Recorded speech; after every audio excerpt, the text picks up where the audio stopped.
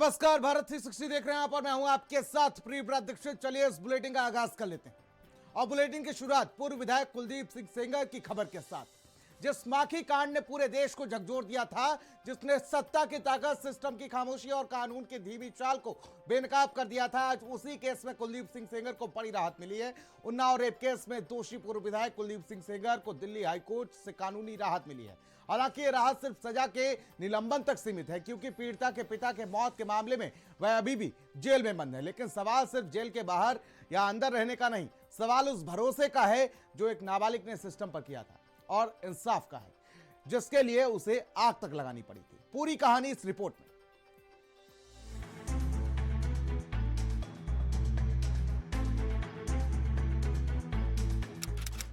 8 साल पहले जिस केस ने देश को हिला दिया था, जिसने सत्ता, सिस्टम और कानून तीनों को कटघरे में खड़ा कर दिया था, आज बात उसी माखी दुष्कर्म कांड की।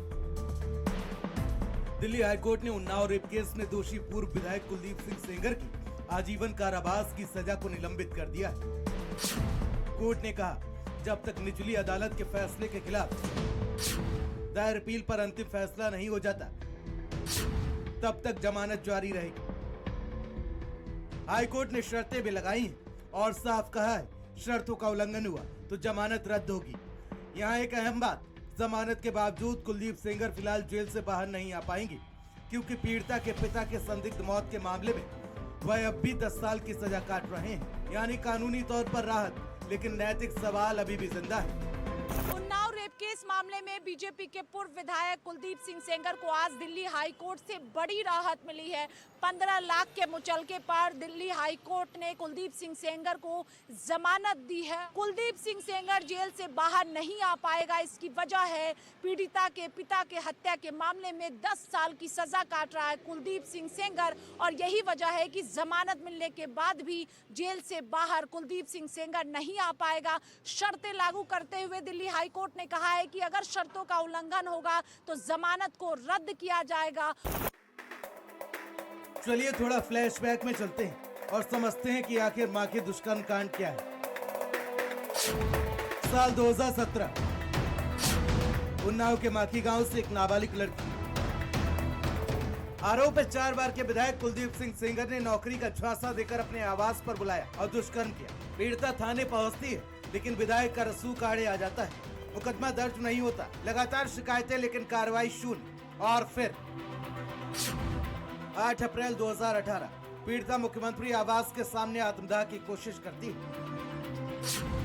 9 अप्रैल को तब जाकर सिस्टम जागता है, रेप का मुकदमा दर्ज होता है। इसी बीच पीड़िता के पिता को एक पुराने मामले में जेल भेज दिया जाता है और 19 अप्रैल 2018 को जेल में उनकी मौत हो जाती है। परिवार ने आरोप लगाया, ये मौत नहीं, सुनियोजित हत्या थी। मामला सीबीआई को सौंपा गया। सुप्रीम कोर्ट के आदेश पर केस यूपी से दिल्ली ट्रांसफर हुआ। 5 दिसंबर 2019 दिल्ली के 30 हजारी कोर्ट ने कुलदीप सेंगर को नाबालिग से दुष्कर्म में दोषी ठहराया। 20 दिसंबर 2019 उम्र कैद की सजा, 25 लाख का जुर्माना, 10 लाख पीड़ित को मुआवजा। 2020 में पिता की मौत के मामले में अलग से 10 साल की सजा। तो वहीं कुलदीप सेंगर का परिवार इसको अपने लिए एक बड़ी जीत मान रहा है। दूसरी तरफ पीड़ित परिवार का कहना है कि हमको लगातार केस चलने के बाद जान का खतरा है।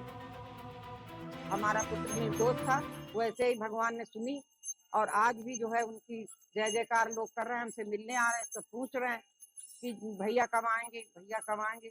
हम सबका आश्वस्त कर रहे हैं। भगवान मंदिर में आज हम भगवान के आभारी हैं कि आज हमारी प्रार्थना सुनी गई और सच की भी जीत हुई। उनको जो बेल दी गई है, हमको राहत नहीं, ना मेरे परिवार को राहत है, लेकिन हम लोगों को सिर पे खतरा मंडरा रहा है सर। धमकियां पे धमकियां मिलती हैं।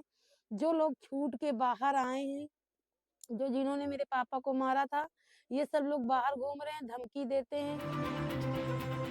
उसी रेप केस के मामले में उम्र कैद की सजा निलंबित कर दी गई है। कानून कहता अपील लंबित है, इसीलिए जमानत।